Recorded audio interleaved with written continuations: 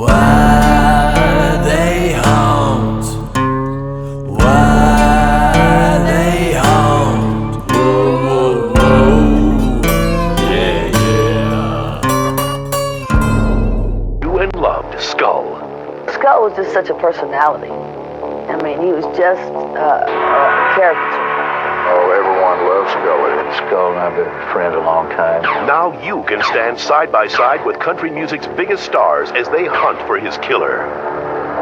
What is going on, everybody? I'm Dalen. This is my boy Mark, and welcome to the only show on the internet that connects true crime with paranormal. Now, y'all already know how we get down. We dive deep into the lives of infamous ghosts, unraveling the mysteries behind their haunting. And we answered the one question that everybody wants to know. Why do they hunt? If you don't know by now, I am the paranormal bad boy himself, Dalen Spratt. And I'm just a ghost brother from another mother, Mark T. Oh, I love it, man. Mark, you got to hop right into it, man. Tell us who is hunting us today. All right, today we head to the other side of Nashville's Gentleman's Quarter. We're going to go into the 1940s all the way to the present time because this is actually a present time murder. And this is a place known as Printer's Alley. And our ghost joining us today is a guy named Skull. Wait. Like Skull and Bone Skull? Yeah, Skull and Bone. All right, this dude, his name is David Skull Schulman, and he was the owner of what was known as the Rainbow Room, or Skull's Rainbow Room, which he opened in 1948 in the infamous Printer's Alley of Nashville. And so a lot of people were confused, when I was talking about Banker's Alley and Undertaker Alley, and everybody was like, well, wait, I thought there was a Printer's Alley. Well, you're right. The corner of Banker's Alley matches up with Printer's Alley. So, like I was saying, Cherry Street was actually the men's quarter. Then you had a seedy alleyway, which was known as Banker's Alley, which I call Undertaker Alley. And then behind Cherry Street was Printer's Alley. So this was really the dark place during Prohibition, because Prohibition really shut down the men's quarter right after about 1909. And so a lot of bootlegging was going on in the back alley known as Printer's Alley. And Skull Schulman was the mayor of Printer's Alley. Now, but what a place called Skull's Rainbow Room, and might I add, that's a badass name. It's like Skull's Rainbow Room says, I'm a badass, but I like to smile. That's what I get out of that. Yeah, he was. Well, so he got the nickname because he fractured his skull in a car accident. Okay. But and you're right. He liked to smile. I mean, there was always a smile on his face. In fact, he was known for his flamboyant clothes, lots of rhinestones. He had Hee Haw overalls, which were rainbow colored. He was famous on Hee Haw, the show. He'd sit in the front row. He was just like the famous guest of Hee Haw. So he was like an extra. Well, he wasn't really an extra. I mean, he was just a fan of country music in Nashville, but also he knew all the country music stars because his Rainbow Room in his heyday had, let's see if you've heard these people before. Elvis Presley? Nope. Jimi Hendrix? Maybe. The Pointer Sisters? Never. Okay. I mean, not a music fan, I guess. No, that's dope. That's actually a really, really dope lineup. But I love the fact that he sat in the audience of Hee Haw, because that's where I got my start, right? Yeah, no, I did. I remember you were in the corn stalks back there. I'm definitely not talking about Hee Haw. I got my start as an extra in The Walking Dead. If you go back to the first season of The Walking Dead, and you look at episode 2 or 3, the zombies are trying to break into this church, and there's these Latin gang members protecting the elderly. And I play like a Dominican drug lord. I don't have no lines, but you see me in the back sweating hard with a sleeveless shirt on.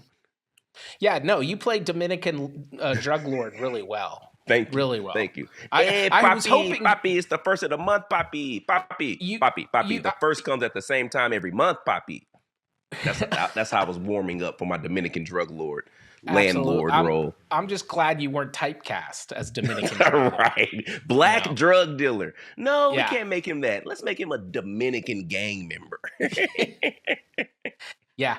No, I mean, good. You found your calling in life. Right. I'm so glad you've moved on. So, but anyways, yeah, Skulls was the place to go. Yeah, like I was saying, Elvis, Johnny Cash, Pointer Sisters, the Supremes. Oh wow. Jimi Hendrix, Bob Dylan.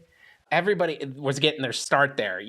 Willy Nelson, he got his start there. And let's not forget all the exotic dancers. Okay. By day, Skull could be seen walking his dyed poodles. He actually dyed the hair of his poodles, like various colors, light blues, pinks, purples, rainbows, Christmas colors at Christmas. He also gave them rhinestone leashes. And by nights, he threw the best parties in town. I always kind of compare it to like Saturday Night Live, right? Ooh. Because Saturday Night Live is known for their infamous, rap parties after the show every time. But Hee Haw was kind of like the country music SNL, right? So if you were Johnny Cash or Elvis Presley and you went on Hee Haw and then you went back to Skulls, which was probably 4 blocks away from where they taped Hee Haw, and did the infamous after party, and rap party for Hee Haw. And Skull was, that's what made him the mayor of Printers Alley. So he was one of those guys that just everybody loved. So you made a good point.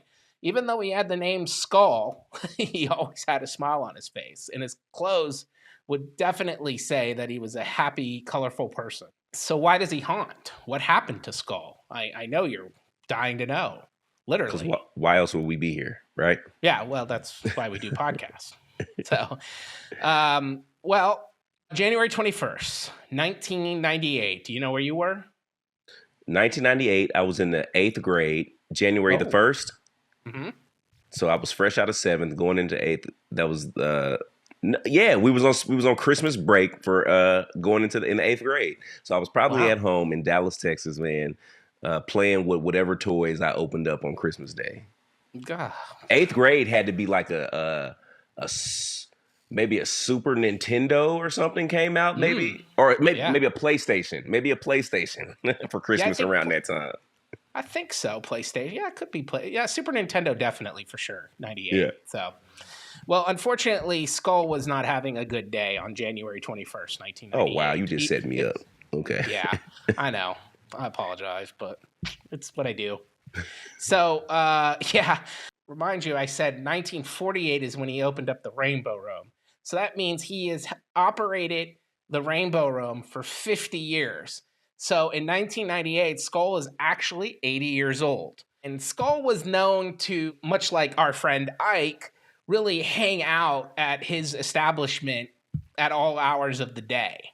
Well, okay, so how far is his place from Ike's place in downtown Nashville? Oh, I'm glad you asked that because, as you know, Ike was the Southern Turf on the men's side, the men's quarter, and Printers Alley was the back alley. Well, guess what? What if I told you they were the same building? Wait a minute. So you're saying Ike and Skull operated out of the same exact building? Yep. Not at the same time, because Ike was passed away in 1916, but the Southern Turf and the Rainbow Room are actually the same building. The Southern Turf faces 4th Avenue, and that was the men's quarter, and the Rainbow Room faces Printers Alley. So in essence, Rainbow Room was literally the back door of the Southern Turf. What? Yeah. Either Nashville is hella small, so you don't feel like that's a coincidence? That's not a coincidence? You know I don't believe in coincidences. And that's probably why I'm telling you this story, because on January 21st, 1998, our friend Skull was actually violently murdered. In fact, his neck was slit, and he was stabbed 36 times. You said he was 80 years old? Yeah, he was 80 years old. Oh, come on, man. How are you 80 years old and someone slits your throat and stabs you 30-something times? Yeah, you had to be a pretty desperate individual and sick individual to do something like that to an 80-year-old man. And of course, with the death of Skull, the 50-year run of the Rainbow Room also died with him. Oh, man, that's horrible. Yeah, sad story. But what's interesting is, Ike, as we found out, unalived himself. And that was in the building, the Southern Turf. And Skull was also kind of like the captain of his ship, the Rainbow Room, and he died of a violent death. So it's a little coincidental. And like I said, I don't believe in coincidences. And it's definitely of no surprise that Skull is seen now as an apparition all over Printer's Alley, and especially in his beloved Rainbow Room, which has now reopened and is being operated as if it were the same place that Skull used to run. The ghost of Skull is said to walk Printer's Alley, and even his poodles have been seen. And usually this is right around the time where the bars are closing. So, make that for what you will. Maybe it's some, liquid courage that might have enhanced these abilities to see good old Skull walking. I don't know. But I do know that he's there in the alley. He's also at the restaurant. In fact, that bar stool that he was famous for always sitting at, which also was the place he met his final demise, is said to be the coldest spot in the entire bar. And from time to time, there's even some droplets of water that'll drop on people that sit there when there's no pipes known to be above that, or a vent or anything. Wild. What's it called now? Is it still called Skulls? Yeah, they named it after Skull. It's called Skull's Rainbow Room, named right after him. You know what I think is dope about Nashville, man? It seems like people in Nashville really care about the history and the preservation of Nashville. It doesn't seem like people come in and want to change and make anew, but they want to just continue the legacy of these places. So I think it's really dope that Ike's and Skull's Rainbow Room, the Southern Turf and the Rainbow Room, are still standing, still operating in the capacity that they were operating years ago. And yeah, still providing the same type of entertainment, give or take a couple of services, if you know what I mean. We're minusing a couple of services. Well, it's funny because Printer's Alley during, from Ike's time was really, the burlesque red light district from like the 1940s all the way up to the 1990s. The whole street was covered with music joints and strip clubs.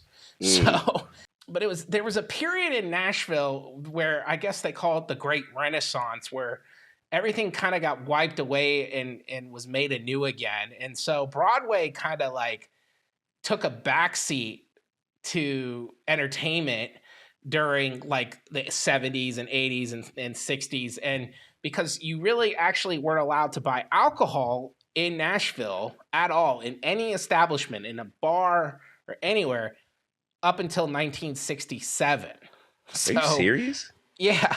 All that entertainment and all that lifestyle. Now, granted, they did find ways to get alcohol, but a lot of it was being done in Printer's Alley, which is kind of neat because when you think about doing something, illegal that actually, when it comes to like drinking booze, I mean, now we know it's, it's obviously something that, is hedonistic, but it's what a lot of people do. They go to bars, they have a drink, it's been helping people get sex, like, myself for years. So, it's definitely, something that's not much of a problem, but during Nashville's Bible Belt times, they got rid of it for almost 70 years. So just for clarification, the usage of alcohol for you gives you liquid courage to approach the opposite sex in your heyday? Oh, no, I don't need liquid courage. I have courage. The liquor just gives you the swag. Yeah, it's swag. No, I think it just, beer goggles, I become more attractive, I think is the term. The beer, because, I mean, what did somebody say? I look like Dom DeLuise? Wow.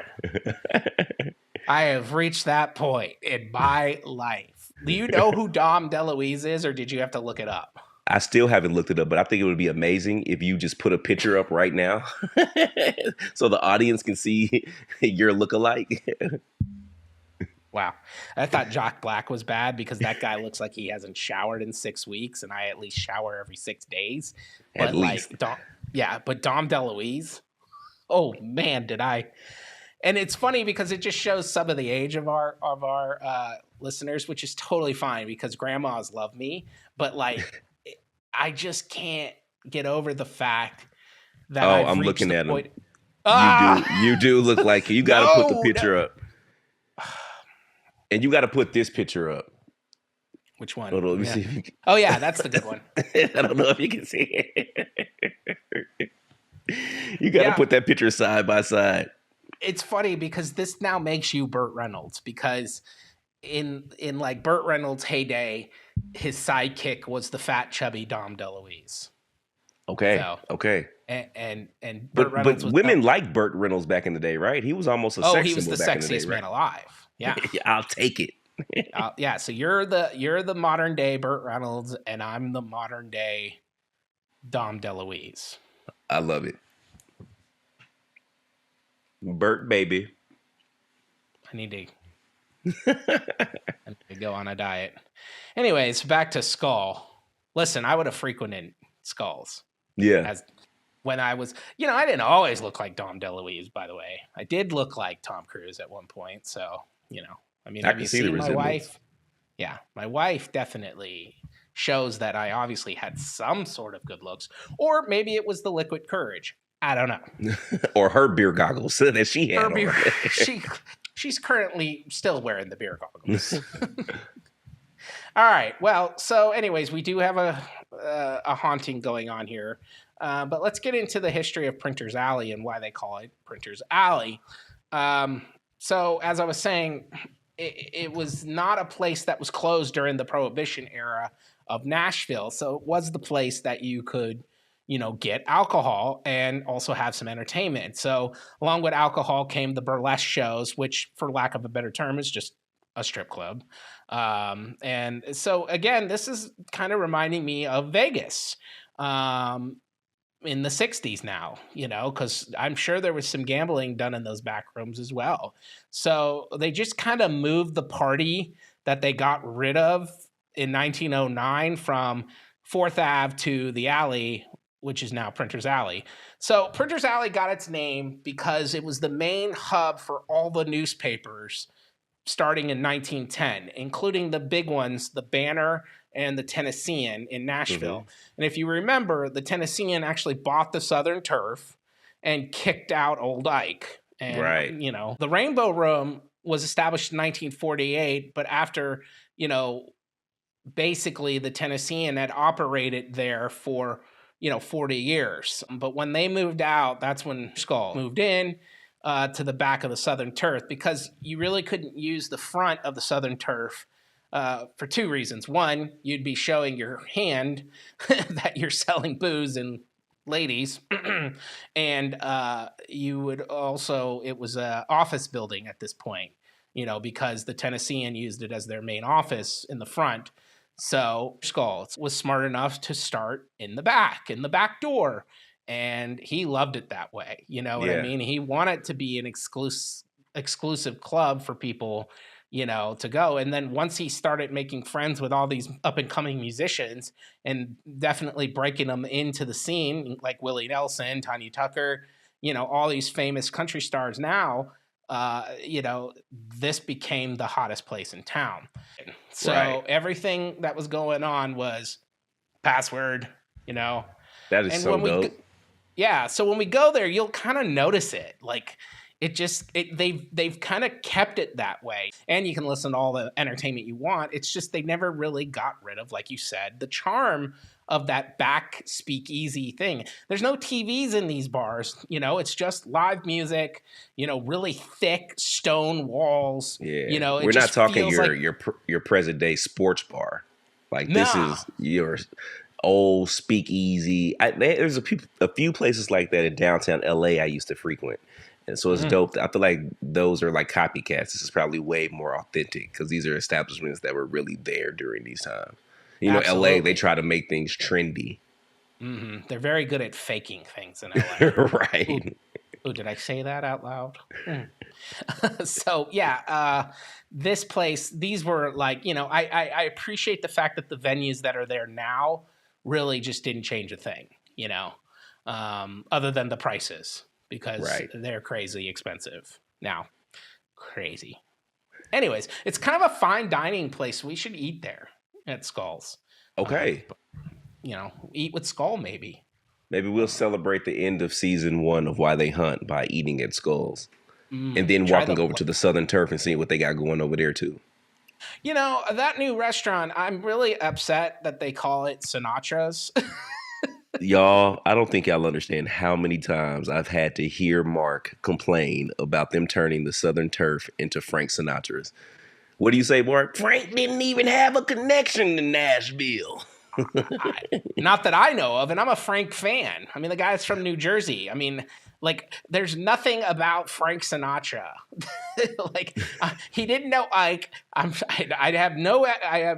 You tell me at home. I know we have some policing and detectiving going on in the comments. You tell me, can you find a connection to Frank Sinatra in Nashville? Because there is just nothing as far as It seems like they were trying to open up the restaurant and was like, we need a celebrity name. And somebody was like, Frank Sinatra. Well, now they're going to feel dumb when our viral Southern Turf ghost on a drone video goes crazy and all we talk about is the Southern Turf. And they're going to be like, why don't we just name it the Southern Turf? I mean, look at this huge video presence. And oh, by the way, do we know who these guys are? Because we need to arrest them for shooting a drone into our windows. I for sure felt like they were going to try to press charges. So we might want to keep this under the radar, guys. Yeah. Don't tell them our names, y'all. Us. Don't put our names TV in magic. the comments. Guys, do not put our names in the comments because that is called snitching. Yeah. So anyways, Printer's Alley, was really flourishing in its heyday in 1967. And that's when they got rid of Prohibition in Nashville. So you already had the momentum of the bar scene in Printer's Alley, so just when it became legal, everybody wanted to go there now. So, right.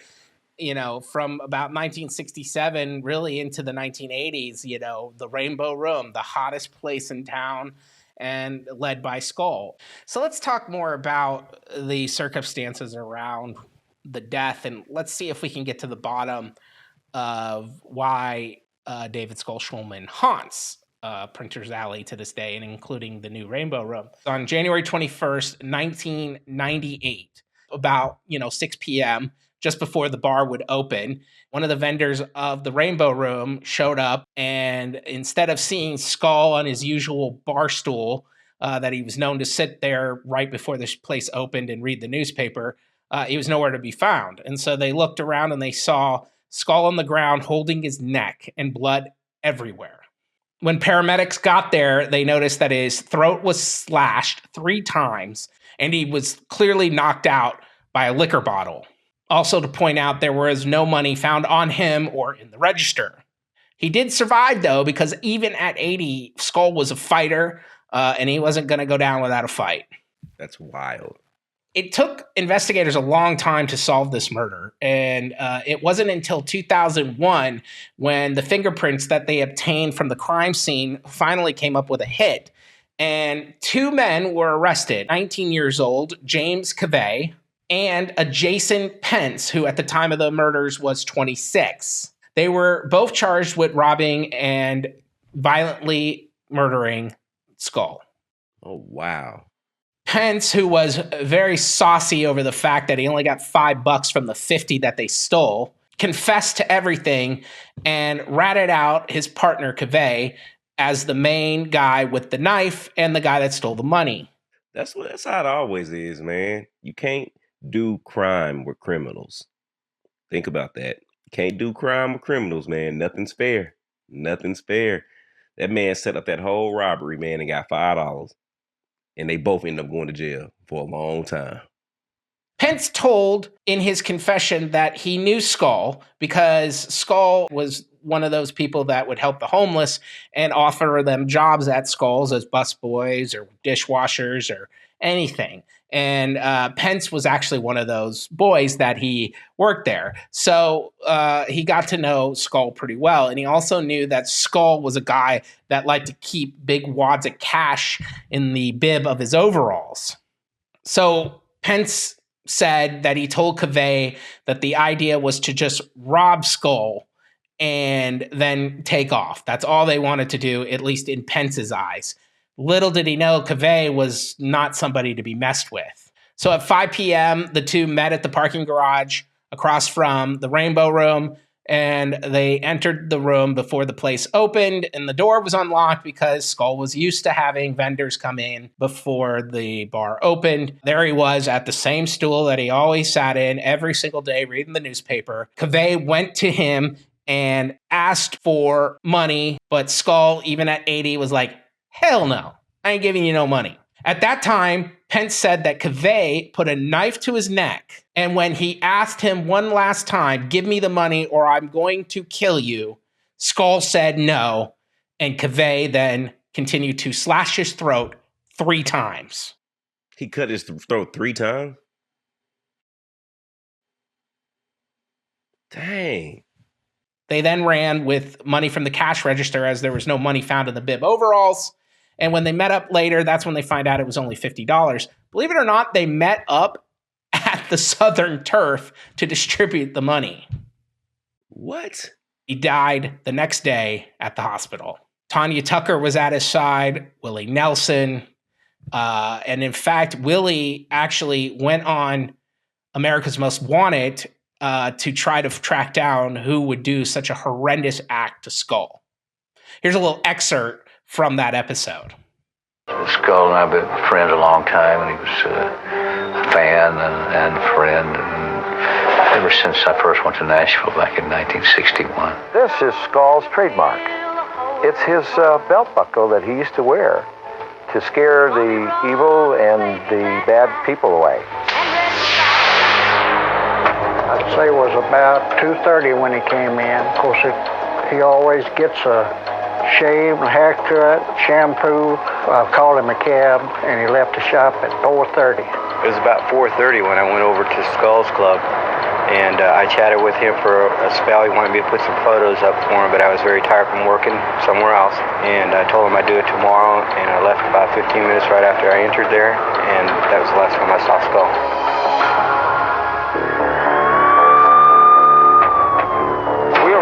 Here at about 6:20 that afternoon that Skull was found laying here looking as if he'd been assaulted by a knife wound.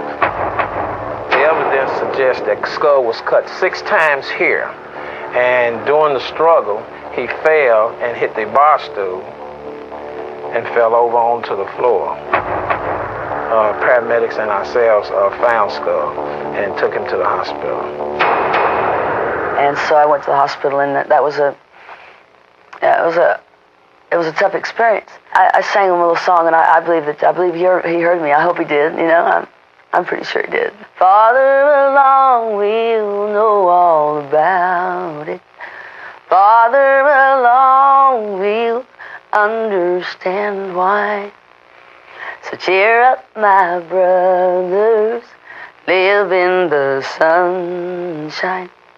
'Cause we'll understand it all by and by. And I think that what that song says is we don't really know why these things happen to such really wonderful people. And others that are around us are so evil, and they prosper. He died an hour later. But we'll all miss Skull. So the 2 guys that harmed good old Skull, where are they now? Like, are they still locked up? Cavey being sentenced to life in prison. So he is now serving his term, life in prison, no possibility of parole. And because Pence was so, open to telling his side of the story and basically gave up Cavey, Pence is still in prison as well. He's serving 25 years. So he's probably caught in 2002. So he's coming up on his chance to get out. Cool, man. Well, this sounds like an interesting story, man. I hate that for old Skull, man, but it seems like what really draws me to these stories is more so the building itself. I think we might need to do some more history and looking into that, because like, why would these two prominent bar owners face such tragic endings in and around their establishment, and it's the same building? That's wild. That's wild. Listen, and again, I've said it, and I said it during Ike's investigation. You know, there is some serious energy revolving around not only the men's quarter and 4th Avenue, but Printer's Alley, and then, of course, the alley that essentially the Southern Turf created this alley, okay? Because the Southern Turf goes from 4th Avenue all the way to Printer's Alley. It's a massive building, and the alley we sat in for Ike's investigation leads right to Skulls. So, and what alley is that? It's Undertaker Alley. So here's my thing. I think 2 things. One, we should go to Skull and just see how he's doing now. Just check in on him. Of course. And then 2, let's go back to the alley. Okay. Now, we won't have the drone.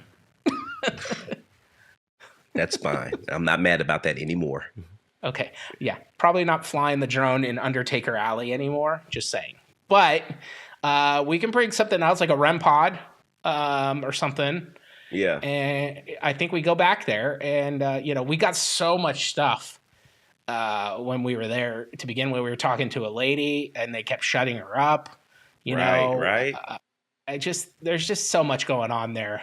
So I think this is a great opportunity for us to go back, one more time. What the hell? Let's just go back more time. I can go back to Nashville and Undertaker Alley, Printer Alley, Newspaper Alley, Southern Turf, Rainbow Room, any day of the week, man. I love it out there. Well, all right then. Dalen's Boom Boom Room. That sounds like it could have been on that alley, right? Heck yeah, Dalen Boom Boom Room. Yeah, right next to the Black Poodle. Boom Boom Room. Only in the heart of Nashville, Tennessee. All the greats visited Dalen's Boom Boom Room. Sammy Davis Jr., Hootie and the Blowfish. Who else? Who else you seen at Dalen's Boom Boom Room, Mark? MC Hammer. MC Hammer was there in the late 2000s. Yeah, young MC. Young MC Hammer. yeah, and then all the littles you can think of. The Little Wayne, Little Zane, Lil Crazy, all of them. Only at the world famous Dalen's Boom Boom Room. See you there. Yeah. All right. Well, no, I'll see you at the Rainbow Room. Conveniently located next to Dalen's Boom Boom Room. Let's meet at the Printer's Alley, and I'll show you. I'll show you some seediness, and then although it's not very seedy now, it looks still seedy, but it's pretty nice. And then we'll head to Skull's grave, and then we'll also check in and go back to Undertaker Alley at the witching hour. Whoa! I love it, Mark. Man, Mark, let me tell you why I love this. I think we're like the dream team. We're the duo that the world never knew that they needed. You come with all this history. Reynolds and Dom DeLuise of the future. Bro, listen, you come with all this history. I sit back, listen, because I learned during this podcast. This is your expertise. Oh, yeah. Once we're done, here comes Dalen with the big guns, baby. Spirit boxing it all the way up. Live from all these different haunted locations, man. So thank you, Mark, for bringing these stories to life for us, man. We appreciate you. If no one's told you, if your wife hasn't told you, which I'm sure she probably hasn't in a long time, because, why would she? We appreciate you, Mark. Oh, thank you. I appreciate you, too, and I appreciate you kind of helping, like I said, the Oprah, of Ghost, right? You're Paranormal Oprah, baby. Paranormal Oprah. I think that should be a t-shirt because listen, nobody talks to paranormal ghosts like you do. Nobody does. Nobody gets the responses that you do. I really don't. I don't think if I sat out with a speaker box all by myself, I think it'd be like, Yeah. And nobody would talk to me. They'd be like, whatever. But then the paranormal Oprah shows up. You get a ghost. You get a ghost. You get a ghost. Yeah, baby. All right, so I'll see you at the Printer's Alley. All right. See you soon, buddy. Why they haunt?